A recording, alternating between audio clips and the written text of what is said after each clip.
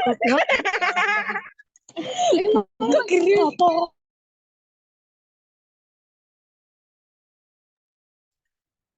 teman-teman semua, langsung saja ya kita mulai kegiatan sore ini. Oke. Bismillahirrahmanirrahim. Assalamualaikum warahmatullahi wabarakatuh. Selamat sore teman-teman semua. Alhamdulillahirrabbilalamin. Wabihi nasta'in wala muridna waddin. Allahumma salli wa sallim wa barik ala sayyidina Muhammad wa ala alihi wa sahbihi ajma'in amma ba'd. Rabbi sholli sadri wa yassir li amri wahlul 'uqdatam min lisani yafqahu qawli amma ba'd. Pertama kita panjatkan puji syukur kehadirat Allah Subhanahu wa taala karena atas berkat limpahan rahmatnya kita dapat berkumpul pada kegiatan sore hari ini di Zoom meeting dalam keadaan sehat walafiat. Tak lupa salawat serta salam juga semoga selalu tercurahkan kepada junjungan kita Nabi besar Muhammad SAW serta para keluarga, sahabat, dan pengikutnya, dan semoga kita senantiasa istiqomah menjadi umatnya hingga zaman. Amin. Pertama-tama yang terhormat Bapak Dr. Rahman Arifin, selaku Dekan Fakultas Ekonomi dan Bisnis Islam UIN Radha Masjid Surakarta. Selanjutnya yang kami hormati Ibu Wahyu Pramesti, selaku Kepala Laboratorium PBI UIN Radha Masjid Surakarta. Yang kami hormati Mas Ari dan Mas Wisnu selaku pemateri kita pada kegiatan praktikum sore hari ini. Perkenalkan teman-teman semua, saya Ali, Asisten Laboratorium Praktikum Pasar Modal 2023 selaku MC pada praktikum sore hari ini. Sebelum acara dimulai teman-teman semua, saya ingin mengenalkan bahwa kegiatan praktikum pasar modal yang diselenggarakan oleh Lab PBI UIN Surakarta ini merupakan kegiatan rutin yang dilakukan oleh Lab untuk mengedukasi kepada mahasiswa, teman-teman mahasiswa di PBI UIN Surakarta, khususnya semester 3, untuk lebih memahami dan mengetahui hal-hal mengenai investasi di pasar modal. Jadi langsung saja teman-teman, untuk kegiatan pada sore hari ini ada beberapa acara. Yang pertama kita pembukaan, yang kedua ada sambutan dari Bu Wahyu selaku Kepala Lab. Selanjutnya ada pemaparan materi dari Mas Ari selaku trainer BIKP Jateng 2. Selanjutnya ada pemaparan materi dari Mas Wisnu selaku Branch Manager di Solo. Selanjutnya tanya jawab, dan yang terakhir penutup. Oke, yang pertama teman-teman, mari kita buka acara praktikum sore hari ini dengan membaca Bismillah bersama-sama. Bismillahirrahmanirrahim. Untuk selanjutnya akan diberikan sambutan oleh Ibu Wahyu selaku Kepala Lab PBI UIN Radha Masjid Surakarta. Kepada Ibu Wahyu kami persilakan. Terima kasih Mas Kurnia Ali Akbar. Bismillahirrahmanirrahim. Assalamualaikum warahmatullahi wabarakatuh. Waalaikumsalam warahmatullahi wabarakatuh. Waalaikumsalam warahmatullahi wabarakatuh. Warahmatullahi wabarakatuh. Salatu wassalamu ala alihi washabihi ajmain. Amma ba'du. Yang terhormat Dekan Fakultas Ekonomi dan Bisnis Islam, Bapak M. Rahmawan Arifin, yang kami hormati. Untuk pemateri sore ini ada Bapak Ari dari Bursa Efek Indonesia Jateng 2, betul Ibu Pak Ari? Jawa Tengah 2. Kemudian ada Pak Wisnu dari Jawa Tengah 2. Kemudian ada Pak Wisnu dari IPOT. Terima kasih untuk waktu yang diberikan. Waktu yang diberikan untuk sharing kepada teman-teman di PBI ini, Pak. Terima kasih waktunya. Dan terima kasih juga kepada Bapak Ibu mentor yang ada di Fakultas Ekonomi dan Bisnis Islam, serta terima kasih untuk teman-teman dari KSPM dan asisten praktikum pasar modal untuk waktu yang diluangkan, sharing ilmu, sharing pengalaman dengan adik-adik tingkatnya. Mudah-mudahan ilmu yang diberikan, ilmu yang di-sharingkan kepada adik-adik tingkatnya ini bisa membawa manfaat dan keberkahan untuk kita semua. Amin. Oke, untuk kegiatan atau pembukaan praktikum semester Gasal tahun akademik 2023-2024 Ini di semester Gasal ini di Lab Febi ada 2 kegiatan praktikum. Ya, ini praktikum yang pertama untuk rekan-rekan di semester 3, semua program studi semester 3 ini mendapatkan praktikum yang sama, ya, ini praktikum pasar modal. Dan di semester 5, untuk semester Gasal ini mendapatkan praktikum statistik untuk semua program studi. Jadi kegiatan praktikum ini adalah kegiatan rutin di fakultas. Setiap semester rekan-rekan selalu mendapatkan praktikum, mulai dari kemarin semester 2, ini karena peserta praktikum pasar modal ini semuanya semester 3, ini kemarin semester 2 sudah menempuh praktikum digital kreatif. Sekarang semester 3 menempuh praktikum pasar modal. Jadi pasar modal ini sudah kegiatan rutin, bukan hal yang baru, bukan hal yang tiba-tiba muncul gitu, tidak, tapi ini memang sudah berlangsung dari periode ke periode selanjutnya. Jangan takut dengan pasar modal. Mentornya ini juga alhamdulillah milenial semua.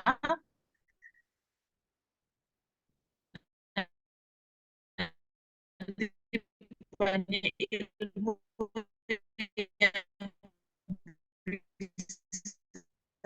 didapatkan, memiliki satu, dan ke depan nanti para investor muda mungkin motivator untuk memotivasi adik-adiknya nanti bisa datang ke kampus sebagai motivator dalam mata kuliah pasar modal. Insya Allah ya. Jadi tetap semangat untuk rekan-rekan semester 3 dalam menempuh praktikum pasar modal ini. Mudah-mudahan apa yang rekan-rekan dapatkan ini bisa jadi minimal bisa jadi bahan bahan ketika nanti ngobrol dengan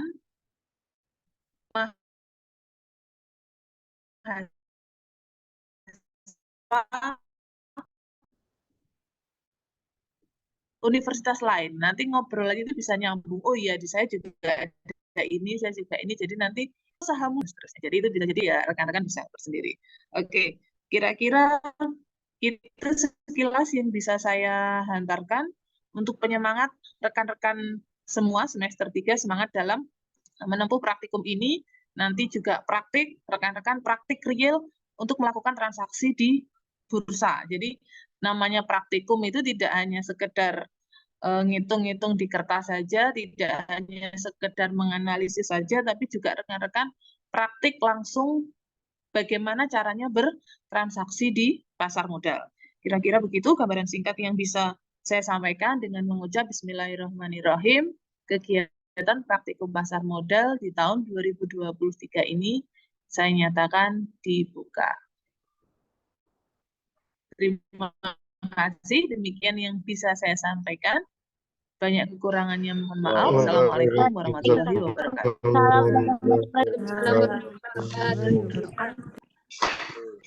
Selesai dong.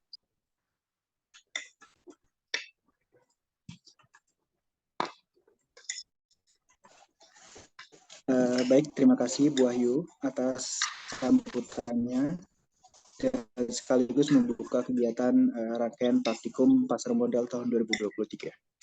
Untuk selanjutnya, acara selanjutnya adalah kita mendengarkan pemaparan materi dari Mas Ari mengenai pengenalan dasar tentang investasi. Mungkin dari teman-teman semua kan seringkali mendengar istilah investasi, tapi belum tahu secara detail dan spesifik apa itu investasi dan apa aja kemudian produk-produk yang ada ditawarkan dalam investasi itu sendiri. Maka dari itu teman-teman semua, mari sama-sama kita dengarkan pemaparan materi dari Mas Ari selaku trainer dari BIKP Jateng 2. Kepada Mas Ari, kami persilakan.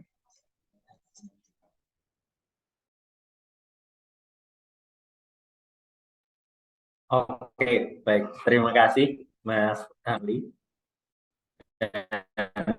Terima kasih juga kami ucapkan kepada Fakultas Febi UIN Raden Mas Said yang selalu bekerja sama bersama dengan Bursa Efek Indonesia untuk bisa mengenalkan investasi dan juga pasar modal UIN Raden Mas Said Surakarta. Nah, mungkin pada kesempatan sore hari ini teman-teman semuanya seperti yang sudah disampaikan oleh Mas Ali sebelumnya, kita akan kenalan dengan investasi dan juga dengan pasar modal tentu saja.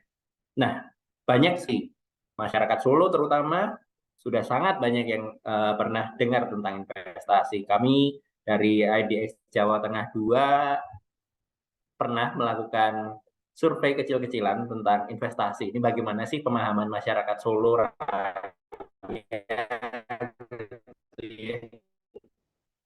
terkait dengan investasi ini. Pernah dengar tentang investasi itu mencapai 90% dari responden yang kami tanyakan. Tapi begitu dikonfirmasi, investasi itu sebenarnya apa? Mungkin hanya 10%, sisanya yang tahu investasi itu apa. Nah, maka dari itu kami bersama-sama dengan FEBI, UIN Raden Masaid Surakarta ingin mengenalkan nih, supaya teman-teman di FEBI, seluruh jurusan tahu tentang investasi, bukan hanya pernah dengar saja. Nah, teman-teman, yang namanya investasi itu adalah sebuah hal yang sangat-sangat sederhana sebetulnya. Investasi itu adalah di sini kegiatan untuk mengalokasikan modal atau uang kita. Alokasinya kemana? Ke suatu objek yang punya kriteria khusus. Kriteria khususnya adalah punya potensi atau dengan harapan akan kenaikan nilai di masa depan. Nah, maka dari itu kalau saya tanya dalam setiap kegiatan edukasi kami, barang apa, objek apa yang kalian tahu punya potensi kenaikan nilai di masa depan? Jawaban pertama paling banyak tanah, kedua emas, ketiga properti rumah. Itu teman-teman. Nah, mahasiswa sudah pada tahu, masyarakat sudah pada tahu. Kalau oh tahu ya emas, beli emas itu untuk disimpan, nanti untuk dijual lagi bisa naik. Sama pun dengan tanah, tapi belum paham bahwa apa yang sudah dilakukan itu adalah investasi. Nah, kita di sini mengenalkan supaya teman-teman tahu, oh investasi itu seperti itu ya. Ternyata apa yang saya sudah lakukan sekarang ini itu adalah investasi gitu. Nah, dengan teman-teman tahu apa itu investasi, semoga teman-teman juga nggak akan tertipu dengan yang namanya investasi bodong. Karena orang-orang yang hanya pernah dengar tentang investasi, itu rawan loh untuk dimasuki ya oleh oknum-oknum yang menawarkan produk-produk berkedok investasi padahal penipuan. Seperti yang sempat ramai di tahun 2021 ya. Kalau teman-teman pernah dengar sultan-sultanan yang sering masuk TV, katanya investasi, katanya trading, padahal penipuan. Nah, itu korbannya rata-rata adalah mereka-mereka yang pernah tahu investasi itu sebenarnya apa. Mereka nggak tahu beli objek apa. Mereka nggak tahu bahwa kalau yang namanya investasi itu harus punya harapan akan kenaikan nilai pada produk yang ada di dalamnya. Itulah investasi. Semoga kalian kenal dan makin sayang dengan investasi dari pemaparan sore hari. Nah, dari investasi yang sederhana, teman-teman, kita sebagai orang yang belajar tentang ekonomi gitu ya, ekonomi Islam juga ya. Nah, teman-teman harus tahu bahwa tantangan perekonomian itu banyak.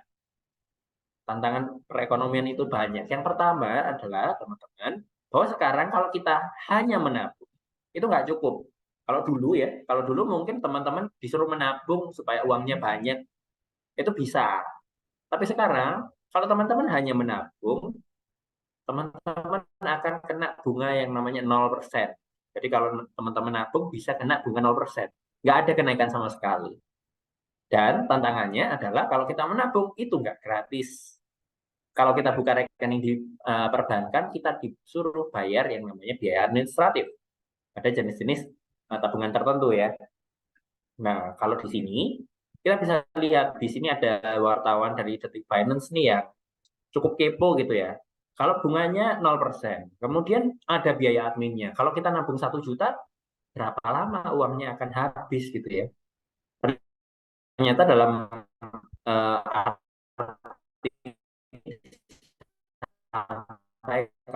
rata-rata ya kalau di bank dengan biaya admin yang tetap setiap tahunnya itu hanya 5,5 tahun rata-rata uang 1 juta itu akan habis. Nah, maka dari itu nabung aja nggak cukup. Kita perlu suatu hal yang lain yang perlu kita lakukan supaya uang kita aman. Nah, tantangan berikutnya, teman-teman. 1, uangnya akan habis kalau disimpan karena bayar biaya admin.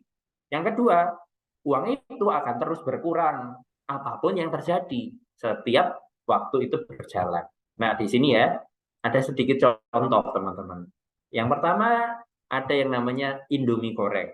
Tahun 2006, nggak tahu nih, teman-teman yang di sini sudah lahir atau belum ya tahun 2006 ya? Semoga sudah ya. Tahun 2006 itu harga Indomie, 1 bungkus yang goreng ini ya, yang saya suka. Nah, ini adalah Rp900 per bungkusnya. Nah, tahun 2023 sekarang, untuk jenis produk yang sama, varian mie goreng ini, harganya Rp3.000. Nah, di sini kita bisa lihat, harga barangnya naik. Kemudian kok bisa uangnya berkurang? Nah, kita simulasikan.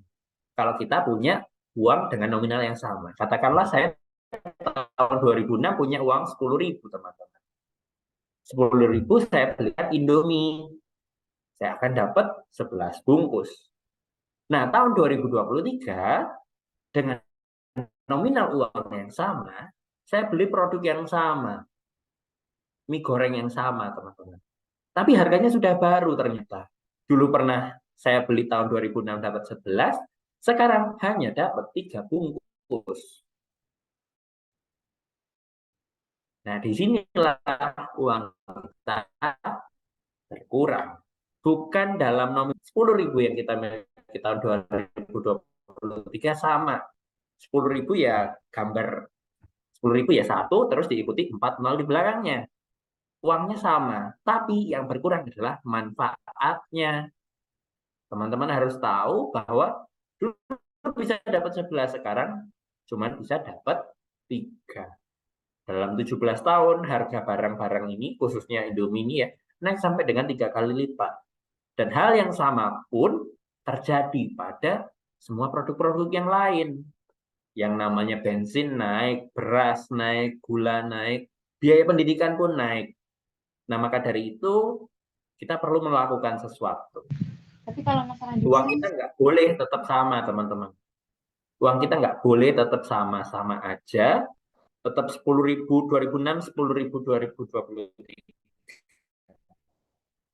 Uang itu harus memiliki potensi untuk berkembang ya.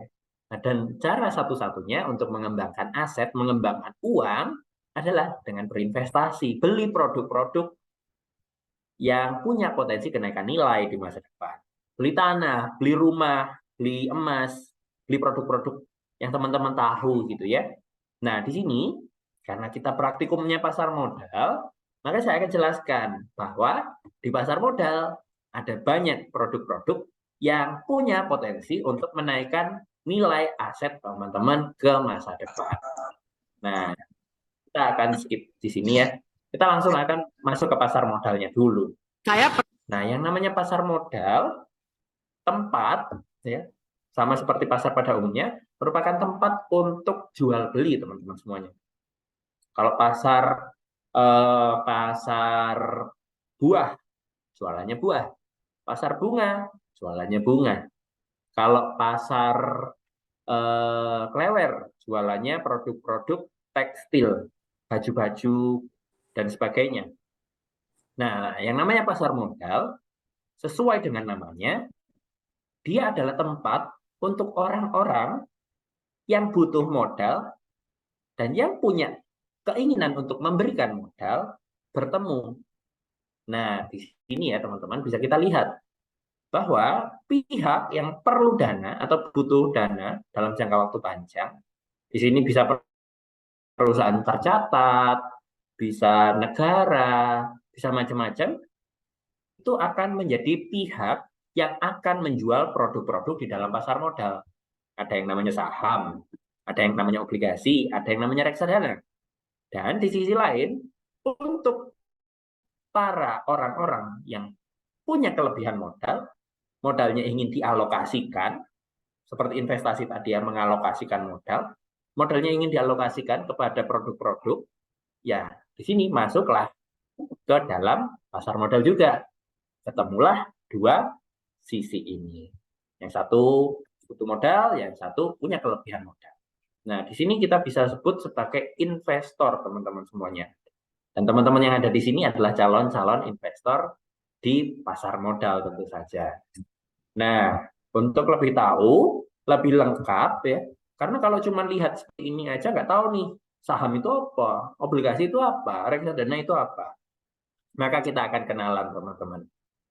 Gimana sih masing-masing produk tadi bisa memberikan keuntungan di masa depan. Memenuhi konsep investasi yang ada di pasar modal ini. Nah, maka dari itu kita akan share ya materi berikutnya. Saya izin untuk pindah terlebih dahulu, teman-teman.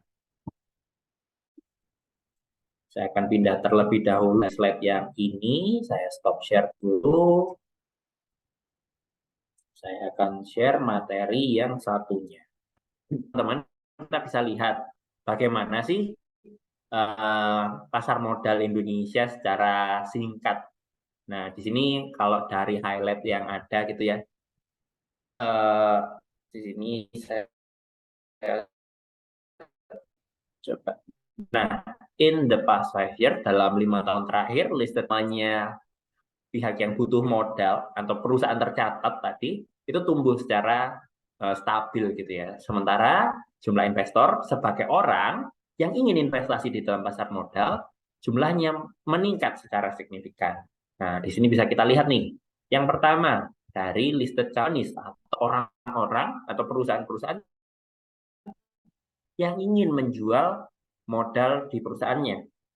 Nah, di sini bisa kita lihat dalam 10 tahun terakhir ya, kenaikan yang terjadi dari 2013 483 emiten atau listed companies atau perusahaan gitu ya.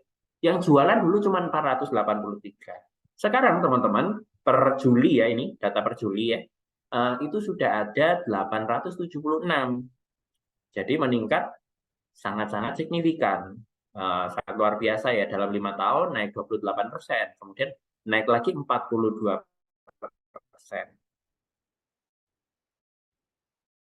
Nah, di sisi lain seperti yang ada di judul ya, stabil. Sedangkan yang membeli ini meningkat secara signifikan. Nah, ini adalah progres ya dari pasar modal Indonesia, di mana kalau kita lihat 10 tahun yang lalu, tahun 2013 itu jumlah investornya sangat-sangat kecil. Untuk 483 perusahaan ini, yang investasi hanya 321.000 orang saja, teman-teman. Nah, sedangkan tahun 2023 kita sudah berproses. Dan prosesnya sangat-sangat luar biasa.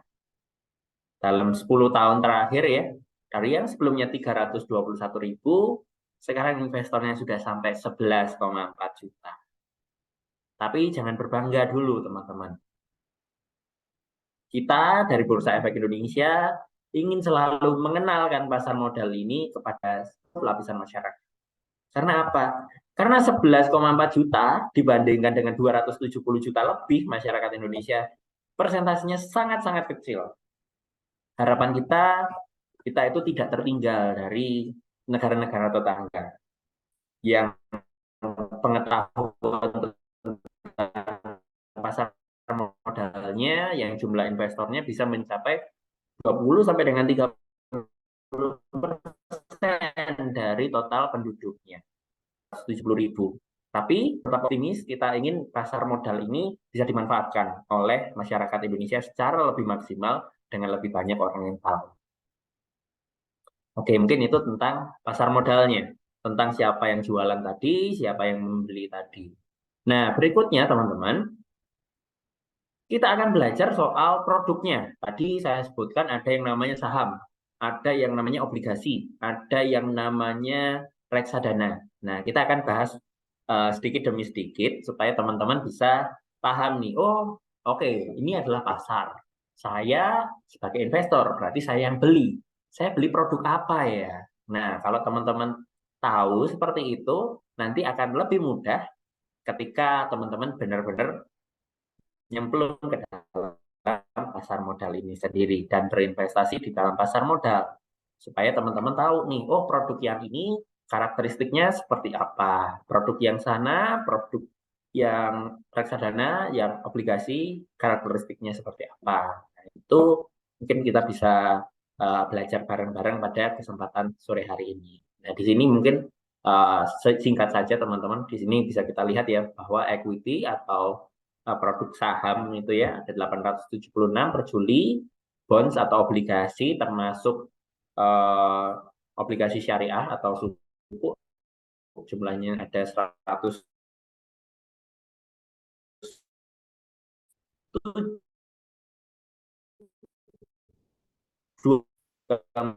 kemudian ada yang namanya ETF 9 rates banyak ya, produknya banyak. Jadi kalau teman-teman ke pasar gitu ya, tapi lihat produknya kok sama semua. Di satu pasar jualannya semua hanya satu jenis buah gitu. Katakanlah, oh ini ada pasar, tapi jualannya kok semua mangga ya? Teman-teman pasti nggak tertarik. Nah, teman-teman ingin itu pasar gimana kebutuhan-kebutuhan teman-teman bisa terpenuhi. Oh, saya ingin beli buah. Oh, ada buah. Oh, ingin beli sayur. Nah,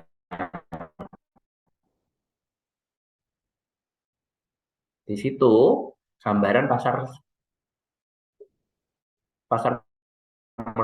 modal juga di berbagai macam produk untuk berbagai macam jenis ini teman-teman. Setiap investor ya, kita mengukur diri dalam hal resiko teman-teman. Profil resiko itu adalah bagaimana sih kita menghadapi yang namanya tantangan atau resiko dalam kehidupan. Ya. Yang pertama, oh saya itu suka yang namanya tantangan, suka yang namanya resiko. Saya nggak masalah dengan resiko diri sendiri itu di agresif. Nah itu paling ujung kanan. Sedangkan kalau teman-teman adalah orang yang nggak suka mengambil resiko, nggak suka taking risk, gitu ya. Teman-teman suka menghindari aja resikonya, cari yang aman-aman saja. Kalau bisa nggak ada resiko sama sekali, gitu ya. Teman-teman akan masuk ke kolom yang sini, sangat konservatif. Dalam investasi, ketika teman-teman sudah tahu ya bagaimana profil diri sendirinya, nah itu nantinya yang akan bisa dijadikan sebagai patokan dalam mulai investasi di dalam pasar modal. Karena tadi seperti saya sebutkan, produknya banyak dan nggak semua orang cocok dengan semua produk. Nah, di sini maka kita berikan guidance atau pedoman singkat gitu ya. Pedoman singkat terkait dengan gimana sih buat mahasiswa yang baru mulai investasi itu bisa menemukan produk yang tepat gitu ya.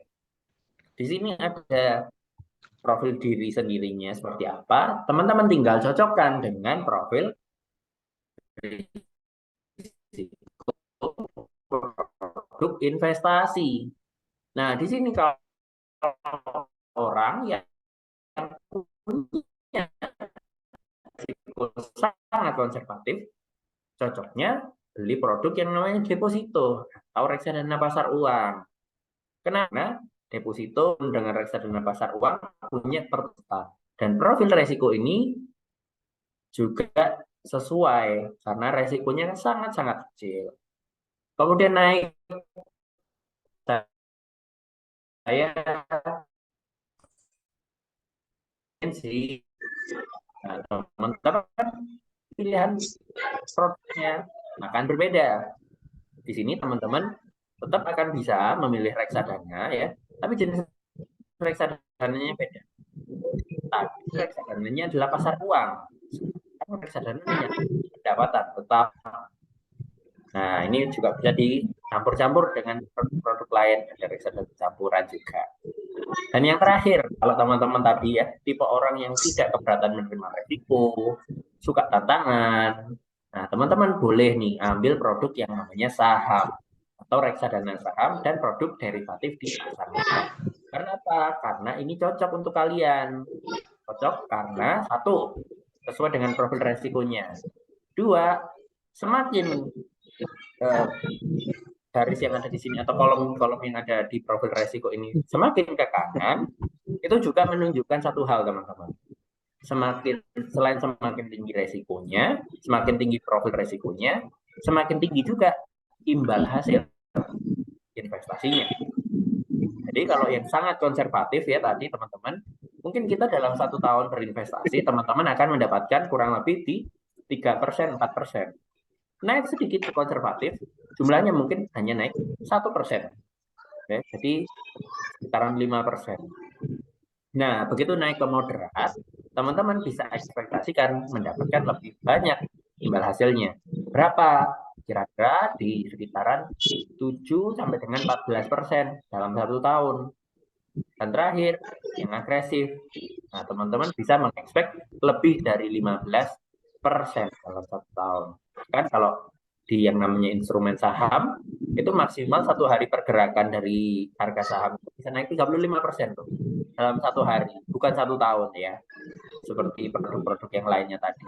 Nah, itu teman-teman bisa manfaatkan sebagai cara berinvestasi masing-masing. Nah, untuk itu kita sudah tahu gimana sih kita milih produk investasinya. Ukur diri dulu dalam investasi, jangan terburu-buru, jangan langsung nyemplung aja. Kita kupas satu-satu supaya teman-teman paham. Oh, produk ini karakteristiknya agresif. Kenapa sih kok agresif gitu ya? Kita mulai dari saham, teman-teman, yang paling agresif. Nah, saham ini sendiri ya. Saham ini sendiri itu sebetulnya adalah hal yang sangat sederhana ya. Saham itu adalah bukti kepemilikan atas suatu perseroan atau perusahaan. Ya, di situ teman-teman bisa klaim penghasilan perusahaan, kemudian kekayaan perusahaan. Itu teman-teman bisa klaim. Dan kalau teman-teman investasi saham ya di Bursa Efek Indonesia, melalui Bursa Efek Indonesia, di pasar modal Indonesia, ketika teman-teman sudah jadi seorang investor, teman-teman juga akan secara sah di mata hukum menjadi pemilik dari sebuah perusahaan yang jual sahamnya di Bursa Efek Indonesia. Teman-teman bisa jadi pemilik saham dari Bank BCA. Teman-teman bisa jadi pemilik saham dari Bank Syariah Indonesia.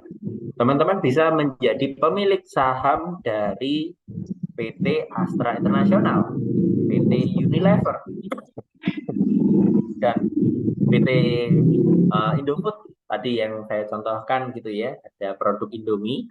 Nah, teman-teman bisa secara sah, secara hukum jadi pemiliknya tanpa harus mengeluarkan modal yang banyak. Nggak harus bikin perusahaan sendiri gitu ya. Teman-teman bisa tinggal beli sahamnya dan jadi pemilik atas perusahaan. Nah, teman-teman, secara sederhana gitu ya, saham ini ya sama lah ya, seperti kalau kita investasi tanah. Bukti kepemilikannya apa? Bukti kepemilikannya adalah sertifikat hak milik. Nah, itu adalah untuk tanah atau bangunan.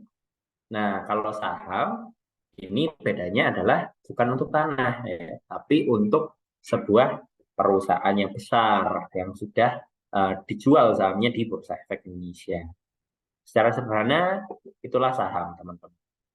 Nah, saham ini sendiri, konsep dasarnya sederhana. Di sini ada tukang bakso. Ya, ini ada yang namanya Pak Bejo nih.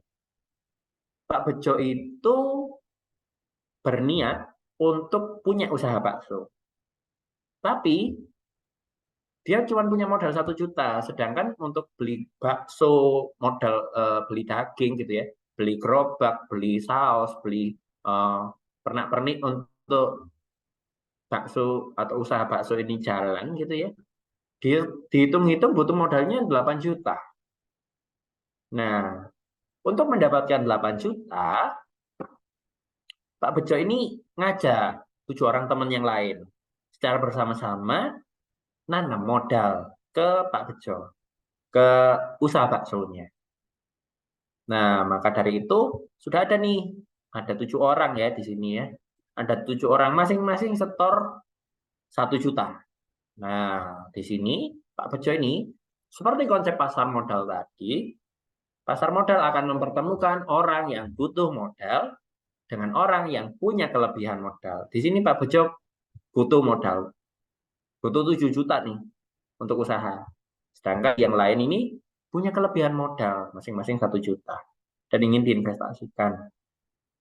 Nah, di sini dengan 7 orang ini setor ke Pak Bejo, maka 7 orang ini secara sah menjadi pemilik perusahaan bakso Pak Bejo tadi.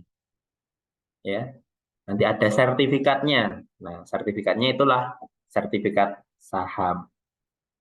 Nah, maka setiap orang di sini punya hak saham senilai 1 juta.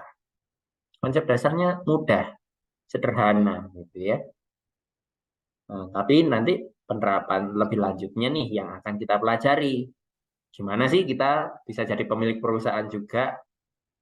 Jangan hanya konsep, tapi kita nggak praktek. Maka dari itu, kegiatan sore hari ini atau mata kuliah yang diadakan di FEBI Unraden Mas Said Surakarta ini namanya praktikum pasar modal. Tapi sebelum praktek kita bekali dulu teman-teman dengan konsep-konsepnya supaya tahu gimana sih produk-produknya, supaya teman-teman nggak kaget ini apa atau sebenarnya gitu ya ketika nanti masuk ke dalam pasar modal itu sendiri. Oke, nah kita lanjut nih teman-teman sedikit ya. Nah, tadi adalah mekanisme sederhana untuk sebagai pengusaha kecil untuk bisa melakukan penjualan saham atau mengajak investasi kepada orang-orang di sekitarnya. Nah, kalau usahanya kecil gampang, cuman butuh modal 8 juta gampang. Tapi teman-teman, gimana dengan perusahaan-perusahaan yang skalanya sudah besar? Gimana nih kalau yang namanya, mungkin kita ambil beberapa waktu yang lalu gitu ya. Gimana nih kalau yang namanya Gojek ini butuh modal tambahan? Investor-investor secara institusi gitu ya, sudah banyak yang masuk. Nah, ingin lebih nih.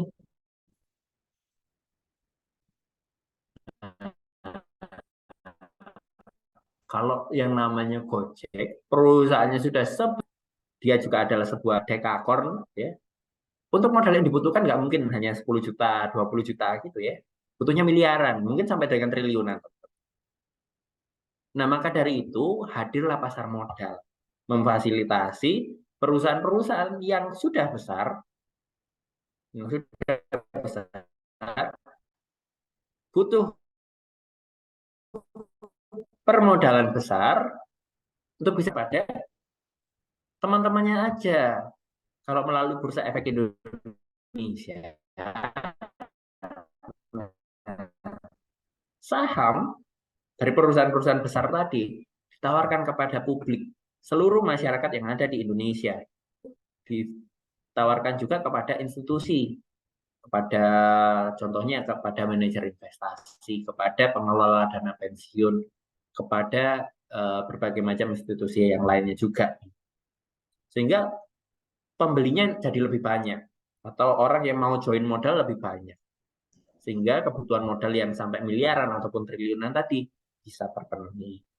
Mekanismenya seperti apa? Mekanismenya sederhana, teman-teman. Dari emiten atau perusahaan itu ya membuat kontrak dengan BEI untuk pencatatan sahamnya supaya bisa diperjualbelikan gitu ya. Nah, setelah membuat kontrak dengan BEI, perusahaan itu juga harus memberikan persetujuan atau mendapatkan persetujuan penawaran yang dilakukan oleh emiten yang diberikan oleh OJK. Nah, setelah mendapatkan dua hal ini, bisa deh dimulai pencatatan saham di Bursa Efek Indonesia. ya, untuk memfasilitasi tadi mereka yang butuh modal jumlah besar bisa difasilitasi di Bursa Efek Indonesia. Itu adalah konsep saham dan bagaimana saham itu diperjualbelikan secara sederhana. Dan proses ini ya, ketika Pak Bejo tadi dengan usaha baksonya yang sudah tumbuh jadi butuh modal lebih besar, miliaran ataupun triliunan gitu ya, itu masuk ke dalam pasar modal. Nah, itulah mekanisme yang kita sebut dengan go public, teman-teman. Nah, ini konsep dasarnya mungkin kita akan skip terlebih dahulu karena keterbatasan waktu. Nah, teman-teman, kalau tadi saya sampaikan bahwa yang namanya investasi itu yang diincar adalah kenaikan nilai di masa depan. Nah, gimana nih saham ini memberikan kenaikan nilai di masa depan? Ya, secara ekonomi, teman-teman, ada dua hal. Yang namanya capital gain. Kita beli saham itu dengan harga tertentu. Katakanlah tadi ya, kita beli saham dari perusahaan bakso Pak Bejo. Wah, harganya adalah Rp1.000 per lembarnya. Nah, pada pasar modal, saham tadi bisa dijual ke orang lain. Kepemilikannya bisa dipindah tangankan. Nah, berapa? 1.200.000, 1.300.000, 1.500.000. Nah, di situ ada selisih nih antara kita beli dan kita jual. Kita beli lebih rendah, kita jual lebih tinggi. Untung deh, lah yang namanya capital gain. Dan yang kedua, teman-teman, keuntungan secara finansial yang lain adalah yang namanya dividen atau pembagian keuntungan dari perusahaan. Jadi perusahaan ini kalau untung akan memberikan beberapa persen dari keuntungannya kepada para pemegang sahamnya. Sebutannya dividen, ya. Biasanya ini dibagikan kadang setahun sekali, ada juga yang setahun 2 kali, tergantung dengan bagaimana perusahaan tersebut berjalan. Nah, keuntungan saham juga, teman-teman, beda dengan kalau kita ingin investasi pada produk konvensional seperti tanah, seperti rumah, yang modalnya harus besar nih sebelum kita bisa beli produknya. Nah, saham ini keuntungannya adalah terjangkau, cocok banget nih untuk teman-teman mahasiswa yang belum bisa untuk mengakses sendiri, beli rumah sendiri, beli tanah sendiri gitu ya, bisa investasi dengan investasi di produk saham. Nah, produk saham ini kalau kita ingin beli ada satuan minimalnya, yaitu namanya 1 lot.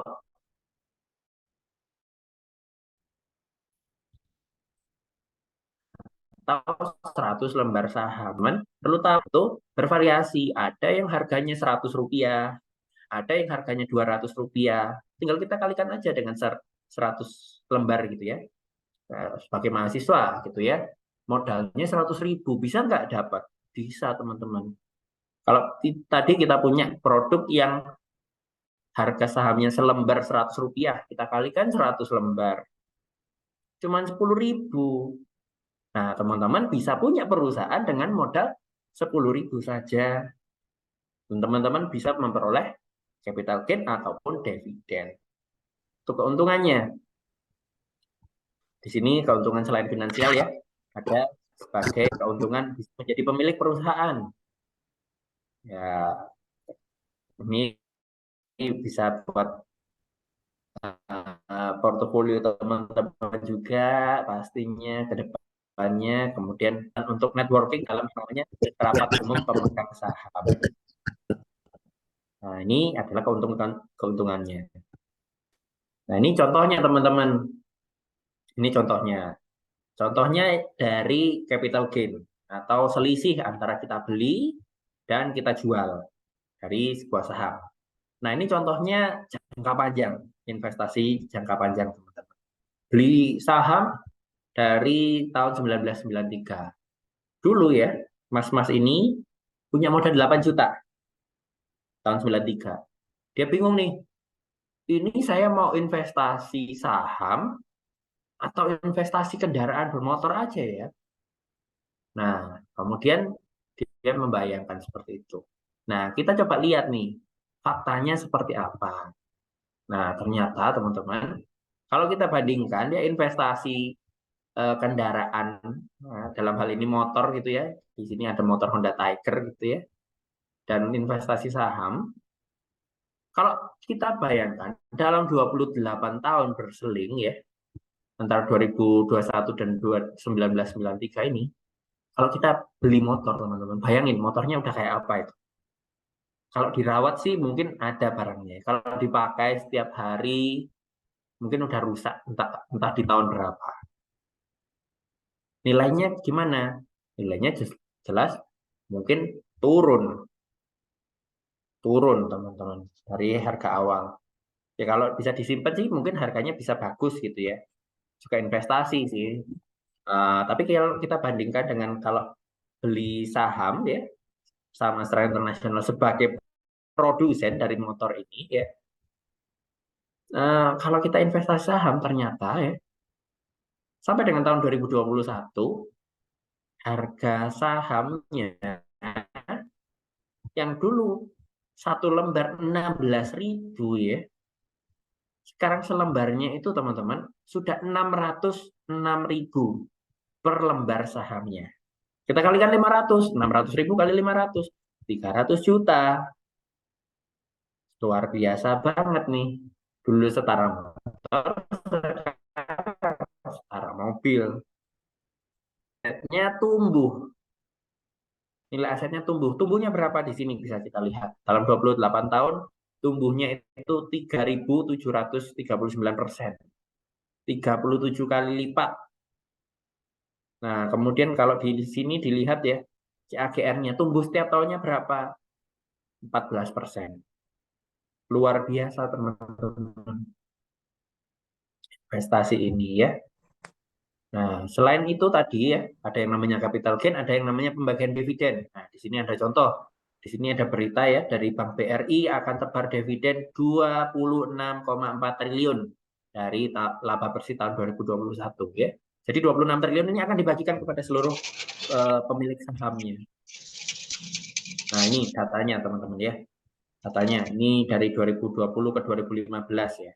Sini bisa kita lihat berapa sih yang akan dibagikan oleh perusahaan ini ya. Ini bisa kita lihat ada 98 rupiah per lembar, 168 rupiah per lembar. Kok kecil?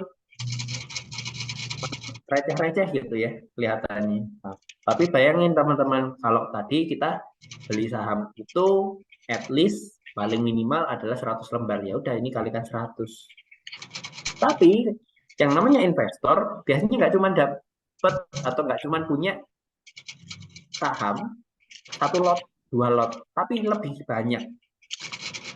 Bisa 10 lot, 100 lot, 1000 lot, macam-macam. Nah, itu tinggal dikalikan aja nih teman-teman. Kalikan saja besaran pembagian dividennya. Di sini kita bisa mendapatkan penghasilan pasif. Pasif income. Kita nggak ngapa-ngapain, perusahaannya jalan, perusahaannya bayar kita.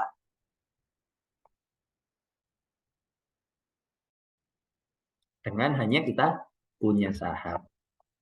Nah, itu adalah keuntungannya. Nah, tadi ada yang namanya capital gain. Harga saham bisa naik, harga saham bisa turun. Kok bisa? Kenapa? Ya. Nah, ini tidak lain tidak bukan adalah terkait dengan dua hal.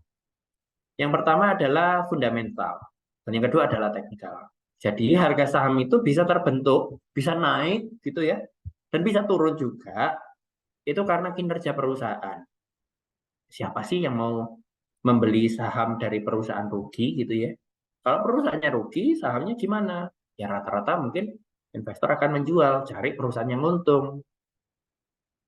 Nah, maka dari itu kinerja perusahaan akan menentukan harga saham bagaimana di pasar modal. Kemudian yang kedua adalah terkait dengan teknikal. Ini adalah pola pergerakan harga sahamnya. Jadi nanti teman-teman akan lihat praktek secara langsung melalui aplikasi Indo Premier. Gimana sih lihat analisis teknikal saham gitu ya. Nah, itu akan teman-teman jadikan pengalaman juga dalam praktikum pasar modal ini. Gimana sih belajar fundamental, belajar teknikal, supaya tahu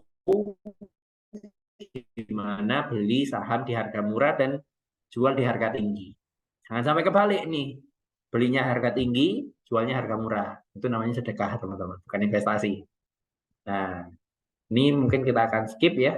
Nah, kita kenalan dengan produk yang lain, teman-teman. Tadi ada saham, ada obligasi, ada reksadana. Sahamnya sudah, sekarang obligasi. Nah, kalau tadi saham itu adalah bukti kepemilikan, teman-teman, atas sebuah perusahaan. Kalau obligasi itu adalah surat hutang. Ya, surat hutang. Jadi surat bukti hutang antara investor dan juga perusahaan. Perusahaannya utang kepada masyarakat. Dan utangnya ini bisa dipindah tangankan. Itulah yang menjadi pembeda produk pasar modal dengan hutang-hutang biasa. Kalau teman-teman hutang sama teman gitu ya, nggak ada suratnya, nggak ada apanya, ya udah gentleman agreement aja. Bilang saya hutang segini ya, terus nanti saya akan kembalikan di bulan depan deh ketika saya udah dapat transferan dari orang tua gitu ya. Nah, beda dengan obligasi. Nah, obligasi ini harus ada suratnya, bukti nyatanya. Dan bukti tadi bisa dipindah tangankan gitu. Ini contoh konsepnya sederhana nih, teman. Nah, ini kalau tadi ada Pak Bejo, nah di sini ada bapak-bapak yang lain ya. Bapak-bapak yang lain yang ingin jual bubur ayam. Kalau tadi jualan bakso, ini jual bubur ayam. Dia punya modal 1 juta. Modalnya sama nih. Tapi untuk jual bubur ayam itu nggak butuh modal sebanyak jualan bakso. Tadi jualan bakso 8 juta. Kalau bubur ayam cukup 6 juta. Nah, tapi penjual bubur ayam ini nggak mau nih bagi-bagi perusahaannya kepada orang lain. Nggak mau bagi dividen, nggak ingin jual beli saham gitu ya. Nah, sehingga Bapak ini mengeluarkan yang namanya obligasi. Dia meminjam uang kepada 4 orang temannya, kepada 5 orang temannya, di mana masing-masing dipinjemin 1 juta. Tapi kan yang namanya utang nggak gratis. Ada imbalan berupa bunga. Pinjam 1 juta ya, nanti dalam 1 tahun aku balikin 1.100.000 deh ke kamu supaya kamu seneng gitu ya. Nah, itulah yang dijadikan konsep dasar obligasi. Nah, bunga tadi biasanya kita sebut dengan kupon. Investor yang di sini bukan membeli perusahaan, tapi hanya meminjamkan dana. Dan kewajiban perusahaan adalah melunasi pokoknya 1 jutanya ini tadi, plus membayarkan bunga imbalan atau kupon imbalan kepada para pemegang obligasinya. Nah, itu adalah konsep dasar obligasi. Ya, sama utang-utangan seperti biasa lah, teman. Tapi yang beda adalah di sini ada suratnya. Dan suratnya bisa dipindah tangankan. Katakanlah di sini gitu ya. Oh, di sini ada orang yang sudah meminjamkan uangnya kepada tukang bubur ini ya. Nah, si orang ini katakanlah Bapak A gitu ya. Ternyata Bapak A ini di sebelum jangka waktu pengembalian uang 1 juta dari tukang bubur, itu BU teman-teman, butuh uang. Nah, saya ini butuh 1 juta ya. Tapi saya nggak bisa nih nunggu sampai dengan akhir tahun gitu ya. Sampai tukang bubur ini balikin duit saya gitu. Kemudian Tuan A ini jualah obligasinya ke orang lain. Jual obligasinya ke orang lain. Nih, saya punya bukti hutang si tukang bubur nih. Kamu mau nggak beli? Beli 1 juta ini, nanti kamu akan dapat di akhir gitu ya.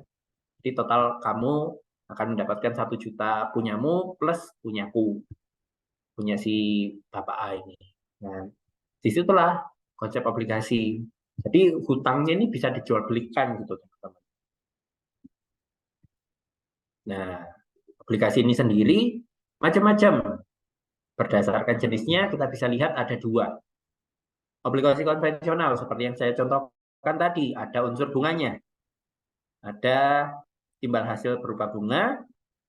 Sedangkan di sisi lain juga ada nih obligasi yang menerapkan prinsip-prinsip syariah di dalamnya.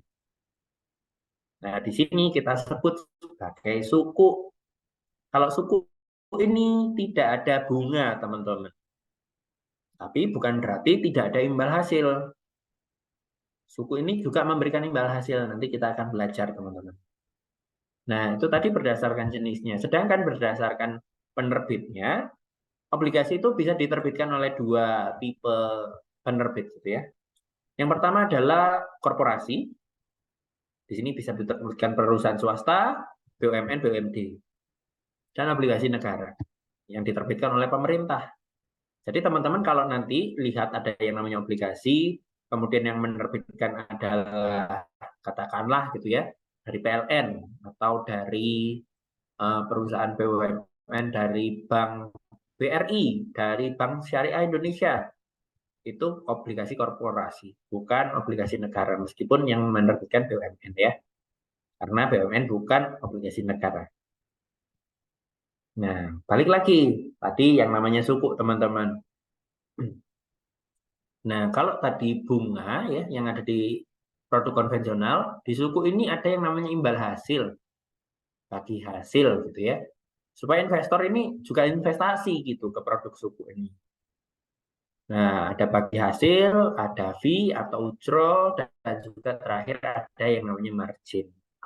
Nah, kebetulan pada saat ini ada yang namanya suku yang diterbitkan oleh pemerintah kita yang namanya SR019.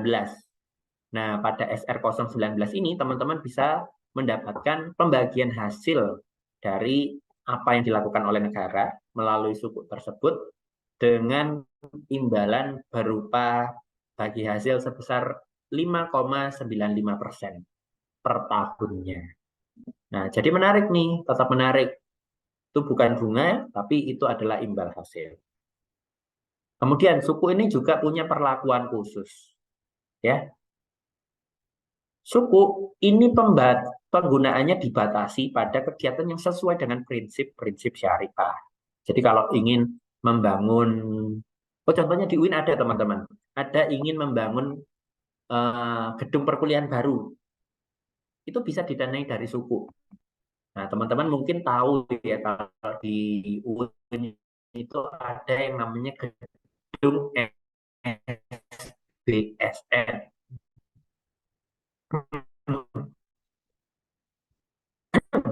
Mohon maaf. Kebetulan kemarin kami juga ada adalah pembangunan yang dana nasional. Itu adalah suku. Nah, itu teman-teman boleh nih belajar lebih lanjut tentang suku kalau tertarik. Nah, tadi untuk obligasi dan suku perannya sama di Bursa Efek Indonesia juga. Tapi tidak, kalau tadi perdagangannya di Bursa Efek Indonesia, di saham tadi ya, itu melalui mekanisme market, yang ini bisa di luar market, tidak menggunakan aplikasi. Nah, berikutnya, kalau kita sudah ngomongin suku, kita sudah selesai berarti ngomongin soal obligasi. Terakhir adalah produk reksadana, teman-teman. Bisa mengumpulkan dana, mengumpulkan modal secara bersama-sama, nanti akan dibantu diinvestasikan oleh yang namanya manajer investasi. Manajer investasi ini adalah seseorang atau perusahaan yang memang sudah memiliki kualitas dan izin tentu saja dan sertifikasi dari Otoritas Jasa Keuangan untuk dapat mengelolakan dana masyarakat yang dihimpunnya. Nah, tujuannya apa? Masyarakat menghimpun dana itu supaya orang nih bisa investasi saham, nggak semua orang bisa investasi obligasi. Melalui reksadana ini jadi tabungan nih, dana masyarakat yang tadi akan dikelolakan oleh manajer investasi supaya mudah, supaya semua dapat keuntungan dari investasi ini. Nggak harus pinter, tapi teman-teman punya niat untuk berinvestasi, teman-teman bisa difasilitasi oleh manajer investasi. Nah, reksadana macam-macam. Kalau tadi aplikasi ada aplikasi konvensional, ada suku. Nah,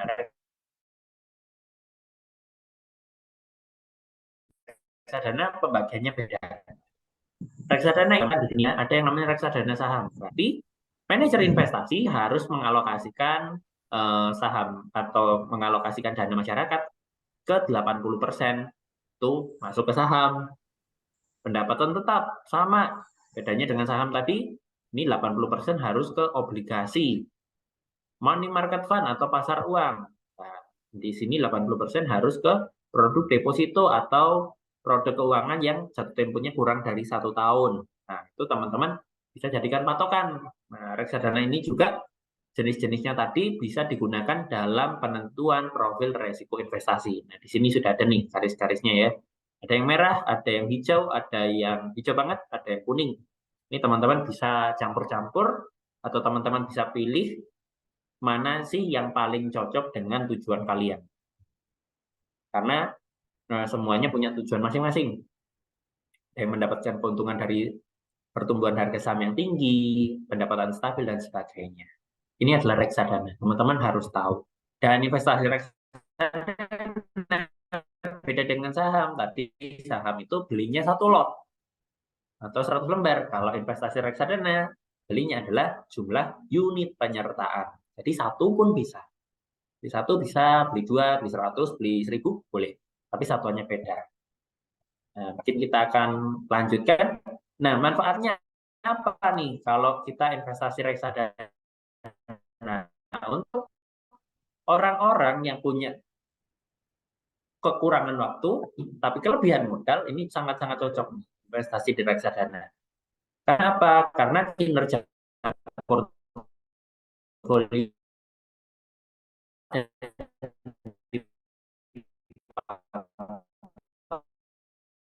oleh manajer investasi yang sudah profesional. Kita nggak perlu beli saham sendiri, kemudian minimal. Nah, resikonya apa? Ini perlu juga tahu. Resikonya harga reksadana itu bisa turun. Perusahaan atau manajer investasi bisa kebingungan nih ketika banyak orang yang ingin mencairkan reksadananya dalam jangka waktu yang bersamaan. Sehingga mungkin akan antri gitu ya. Dana investasinya mungkin akan cair di 2, 3, atau sampai dengan 7 hari kerja. Nah, itu jadi resiko investasi reksadana. Dan mungkin kita akan lanjut ya teman-teman ke materi terakhir kita terkait dengan Indonesia. Kalau tadi kita sudah share, oh produk-produknya ini. Nah, untuk memberikan kepastian terkait dengan investasi di pasar modal, supaya teman-teman nggak takut tentang gimana ya kalau investasi di pasar modal uang saya hilang gitu ya. Bagaimana ya kalau ada orang-orang yang tidak bertanggung jawab, uang saya ditilep gitu ya.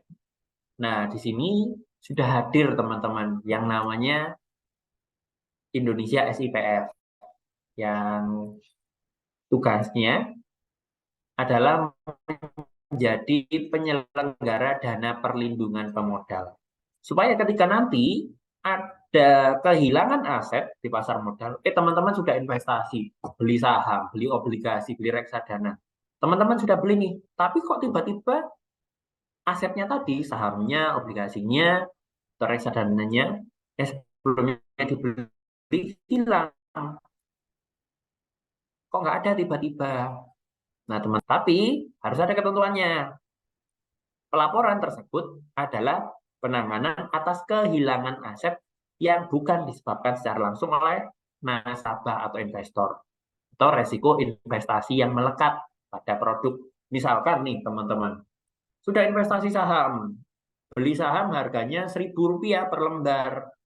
Kok saya investasinya sudah setahun, saham saya bukannya naik malah turun dari 1.000 jadi 900. Hilang dong Rp100 per lembar. Saya rugi ini.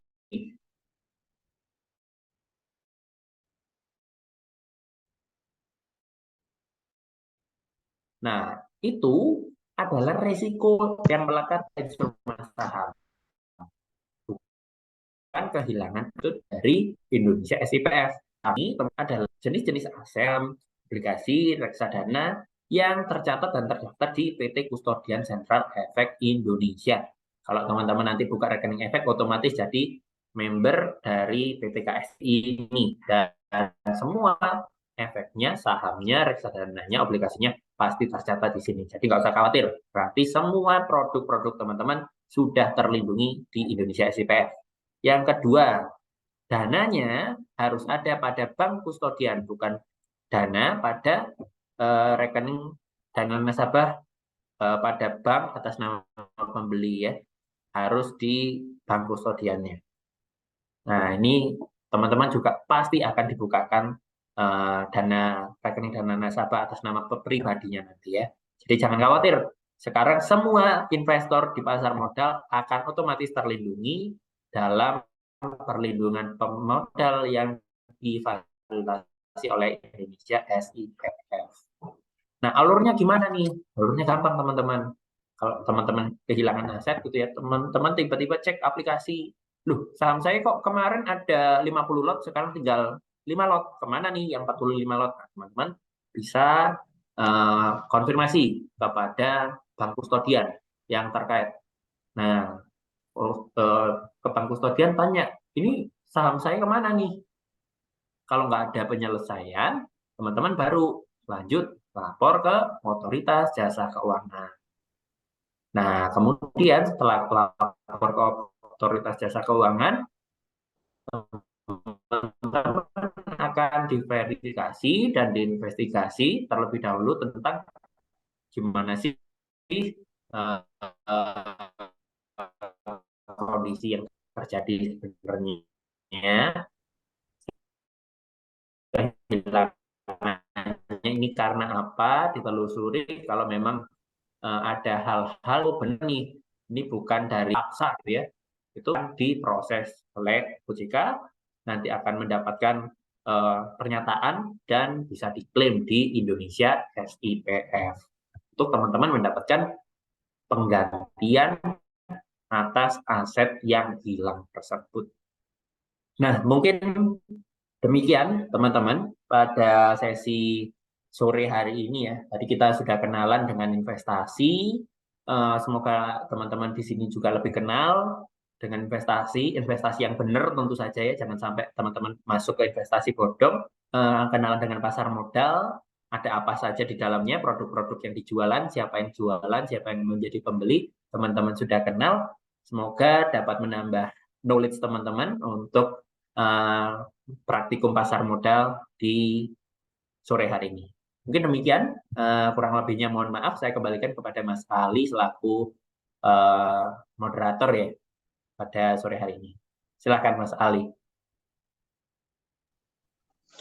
Baik, terima kasih Mas Arya atas penyampaian materinya. Ternyata teman-teman semua dari penyampaian materi dari Mas Arya tadi, ternyata kita jadi tahu bahwa investasi di pasar modal itu ada banyak sekali produknya ya teman-teman semua. Juga kalau kita berinvestasi di pasar modal itu, kita juga dana kita dilindungi oleh Indonesia SIPF, sehingga dana kita dijamin keamanannya oleh lembaga tersebut. Investasi di pasar modal itu kita perlu perantara sekuritas. Nah, dari kita sendiri karena FEBI bekerja sama dengan Indo Premier Sekuritas, maka mari kita sama-sama dengarkan pemaparan dari Mas Wisnu selaku branch manager dari Indo Premier Sekuritas Surakarta untuk menyampaikan pengenalan mengenai aplikasi Indo Premier Sekuritas. Moga Mas Wisnu, kami persilakan. Baik, terima kasih Mas Ali. Saya izin share screen ya.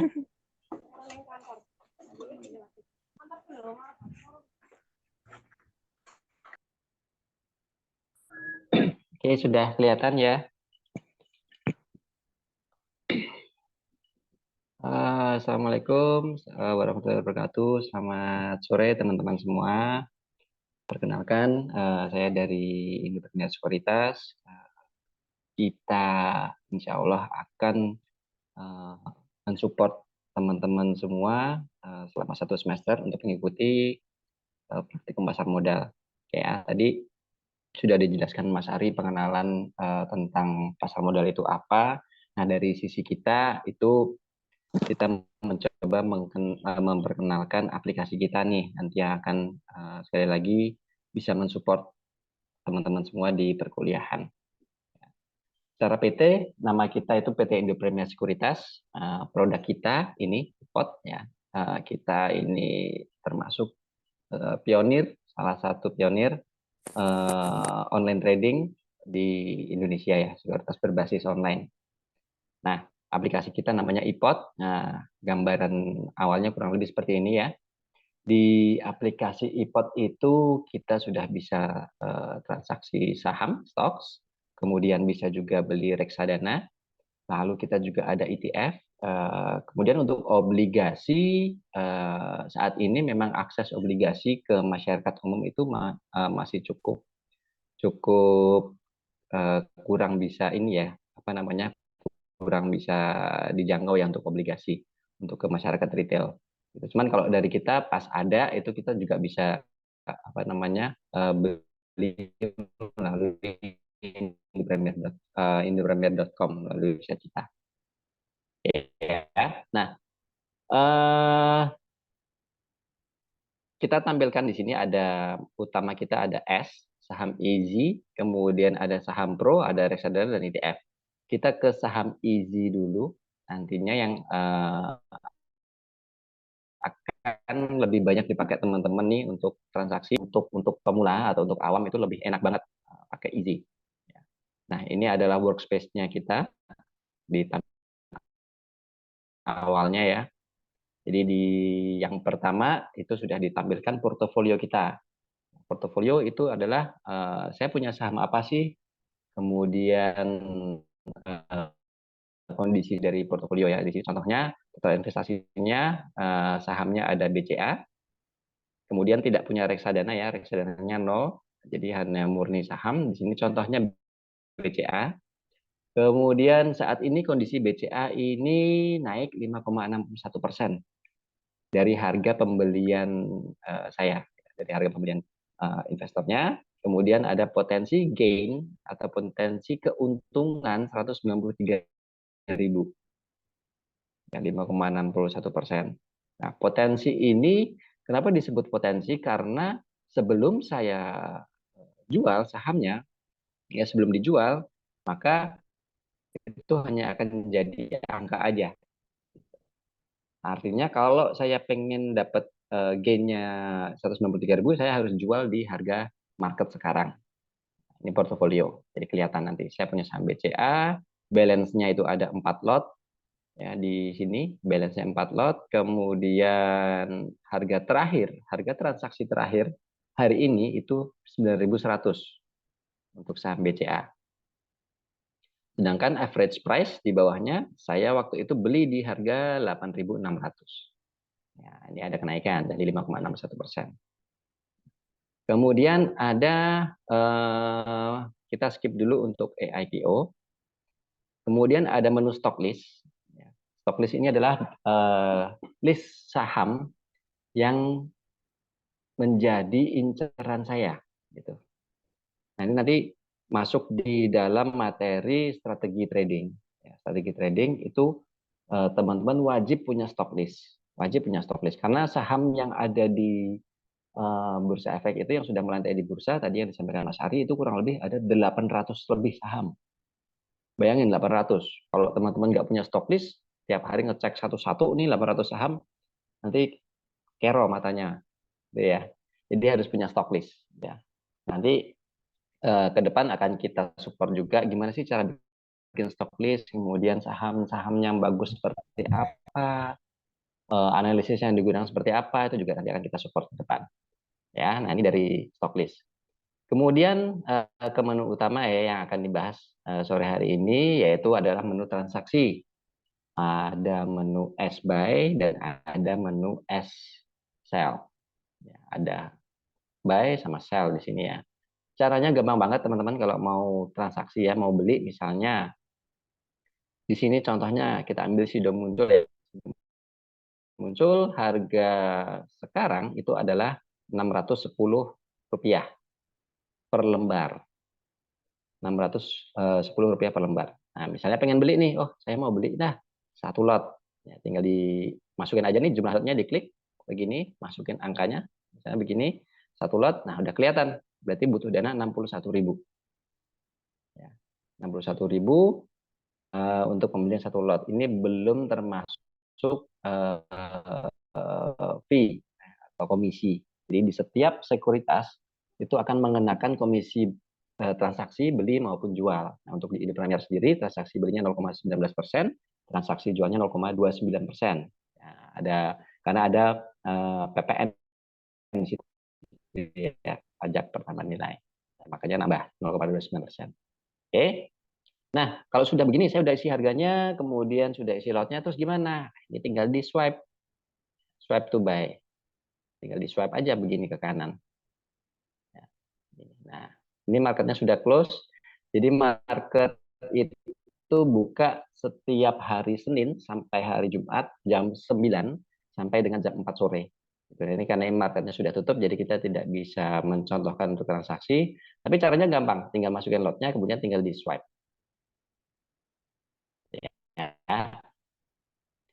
Nah, lalu di bawah setelah kita muncul di namanya order status transaksi kita seperti apa sih? Gitu. Status transaksi kita atau masih nunggu, gitu. Atau saya batalin aja pembeliannya. Itu nanti akan muncul di bagian order status. Gitu. Jadi gampang banget ya. Udah kelihatan portofolionya.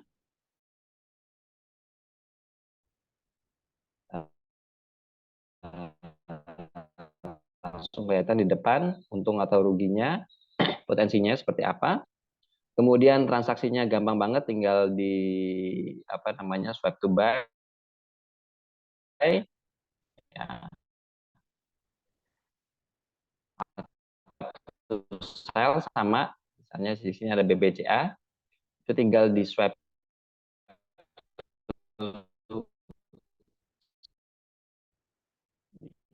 begini sama. Kemudian sudah ada status transaksinya seperti apa. Kita nggak bahas dulu. Kemudian kalau masa penyelesaian transaksi saham itu adalah 2 hari kerja. Jadi kalau teman-teman beli hari Senin, membeli hari Senin, maka itu secara pembukuan, secara pembukuannya masa penyelesaian transaksinya adalah 2 hari kerja. Uangnya baru kepotong hari Rabu, Senin, Selasa, Rabu. Kemudian sahamnya juga sebenarnya baru diterima hari Rabu. Itu secara pembukuan. Tapi secara transaksi, kalau teman-teman habis beli mau langsung jual, boleh, nggak ada masalah. Jadi nggak harus nunggu sahamnya masuk dulu ke portofolio, benar-benar settle 2 hari baru dijual, nggak. Habis beli mungkin pagi beli, kemudian siang, kok sudah naik, saya mau jual nih, boleh, nggak ada masalah. Nanti pengaruhnya kalau untuk masa penyelesaian transaksi adalah ketika teman-teman jual. Jadi kalau teman-teman jual hari Senin, jual hari sahamnya hari Senin, maka dana hasil penjualannya baru akan masuk ke kas, ke RDN itu hari Rabu. Ya, 2 hari kerja, Senin transaksi, Selasa, Rabu uangnya baru kita terima dan baru bisa kita withdraw namanya ya, kita tarik ke rekening pribadi kita. Jadi nanti akan ada 2 rekening nih teman-teman. Ada namanya rekening pribadi yang teman-teman punya sekarang. Kemudian ada namanya RDN, rekening dana nasabah. Nah, tadi sudah disampaikan Pak Sari. Rekening dana nasabah adalah rekening untuk menampung dana yang digunakan untuk transaksi di pasar modal. Kita nggak boleh punya akses ke rekening pribadi teman-teman, nggak boleh. Jadi harus ada dana penampungan. Nah, namanya RDN. Nah, RDN itu nanti juga atas nama teman-teman, bukan atas nama Indopremier, bukan atas nama saya, tapi akan atas nama teman-teman semua. Itu ya. Nanti akan muncul di bagian info kas. Oke. Selanjutnya kita punya iPodBus. Ya, iPodBus ini adalah forum. Ini termasuk fitur terbaru kita. Ini forum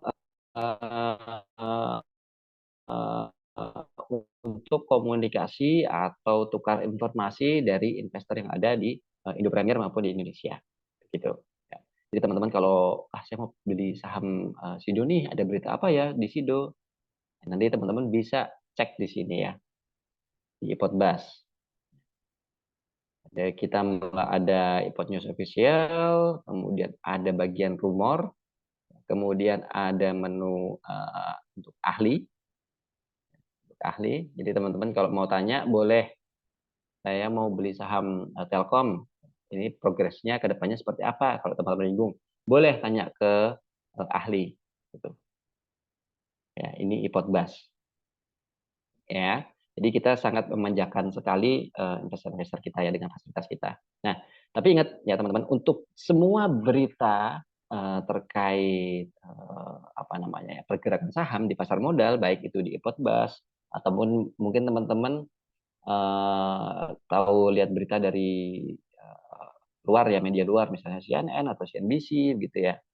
Nah, semua berita tersebut harus selalu disikapi dengan namanya disclaimer on. Disclaimer on itu artinya bisa benar bisa enggak. Gitu ya, bisa benar bisa enggak. Misalnya, ada berita nih, Telkom mau ke harga 7.000. Bisa aja tuh sampai 7.000. Tapi kapan? Kita nggak tahu. Nggak ada yang bisa make sure nih, gitu ya. Kita nggak tahu nih, bisa aja dia 1 tahun kemudian baru ke 7.000, bisa aja 3 bulan kemudian menyentuh harga 7.000. Bisa aja dia dari 6.000 turun dulu baru naik ke 7.000. Ya, jadi sifatnya semua berita adalah disclaimer on. Oke. Nah, ini adalah tampilan awal untuk saham nih, teman-teman. Ya, nah, ini mohon maaf sekali kalau contohnya BBCA ya, contohnya BBCA. Tapi gini, kita juga menjembatani ya kalau teman-teman pengen transaksi di saham-saham yang syariah nih. Nah, kita kembali ke home nih. Kita kembali ke home di sini. Ya, terus kita pilih yang pro, saham pro. Nah, di sini. Kemudian kita cari di bawah di sini ada menu market info ya, kemudian ada sektoral. Kita klik sektoralnya. Nah, untuk acuan saham syariah yang bisa dipakai untuk acuan yang pertama adalah ISI. Ya, ini ya, ISSI. ISSI, Indeks Saham Syariah Indonesia. Ini adalah daftar saham syariah yang dikeluarkan oleh OJK berdasarkan rekomendasi dari DSN MUI. Jadi kalau teman-teman pengen transaksinya kalau yang BCA, BRI itu kan perbankan umum ya, konvensional. Kemudian ada juga saham-saham seperti HM Sampurna, itu kan rokok, jadi tidak syariah. Teman-teman pengen terjaga benar-benar transaksi di saham syariah, tinggal masuk ke tadi ya, sektoral, kemudian pilih isi, lalu klik listnya. Nanti akan muncul daftar efek syariah yang ada di Bursa Efek Indonesia. Ada INCI, ada INDF, kemudian ada INDS, banyak. Ini untuk I. Oke. Lalu berikutnya, teman-teman bisa juga buat acuan JII. Ya, JII ini ada 2. Ada JII, Jakarta Islamic Index, yang ini. Ya. Ada JII 70. Ya, yang ini yang JII 70, ini 70 saham yang liquid.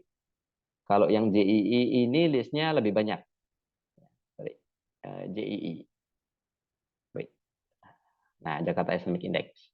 Sama tinggal diklik indeksnya, kemudian teman-teman lihat listnya.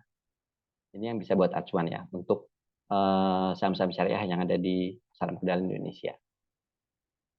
Oke, kalau sudah lihat teman-teman pengen beli, gampang banget ya. Tinggal diklik sahamnya begini, nah dia sudah keluar informasi mengenai sahamnya. Dari technicalnya, grafiknya seperti apa, kemudian menu pilihannya ya.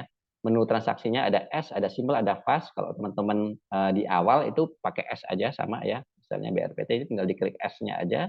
Sama masukin lotnya, begini, 7 lot nih misalnya. Nah, tinggal di swipe to buy. Sama. Oke.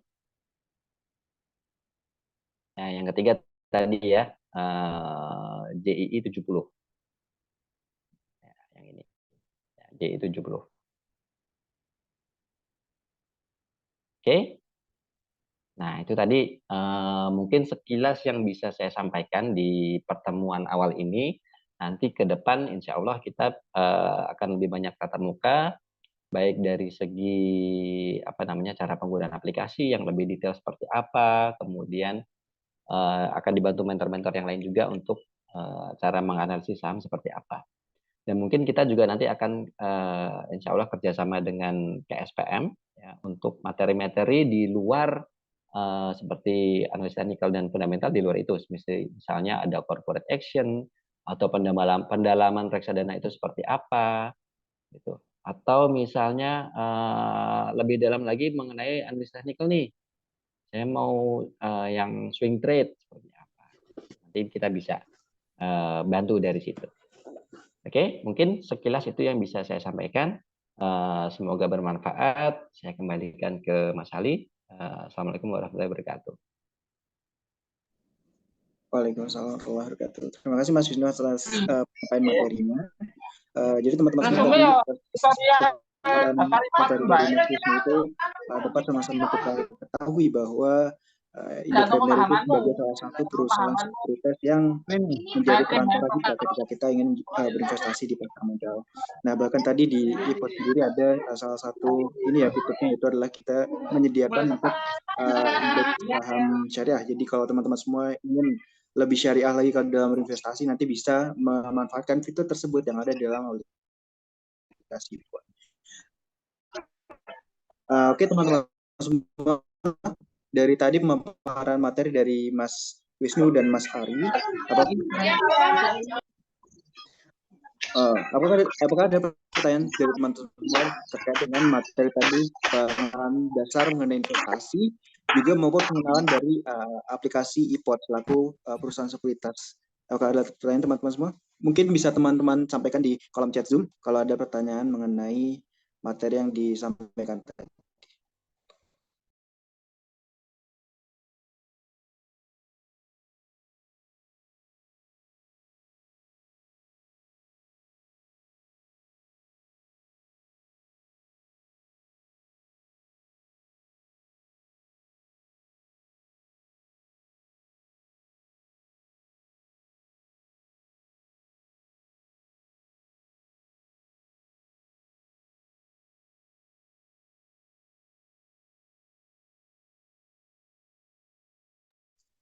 Mungkin teman-teman kalau ada yang mau ditanyakan terkait dengan materi tadi, mungkin bisa disampaikan di kolom chat Zoom.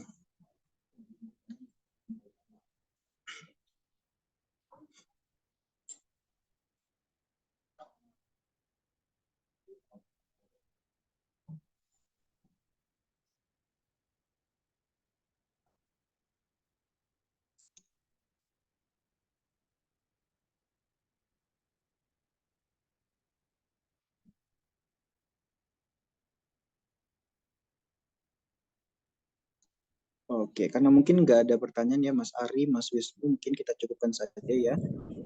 Untuk teman-teman semua yang hadir pada pembukaan praktikum pada sore hari ini, mungkin bisa mengisi absensi yang dibagikan di kolom chat teman-teman. Semoga teman-teman bisa absen untuk grand opening praktikum pasar modal 2023. Oke teman-teman, mungkin dari tadi penyampaian materi dari Mas Ari maupun Mas Wisnu, kita dapat kita menyimpulkan bahwa ada cara lain yang bisa kita lakukan dalam menggunakan uang, salah satunya adalah berinvestasi di pasar modal. Yang mana sebenarnya teman-teman semua, kalau kata Robert Kiyosaki di bukunya Rich Dad Poor Dad itu adalah hal paling menarik tentang uang itu adalah dia bisa kita jadikan sebagai karyawan kita selama 24 jam nonstop. Jadi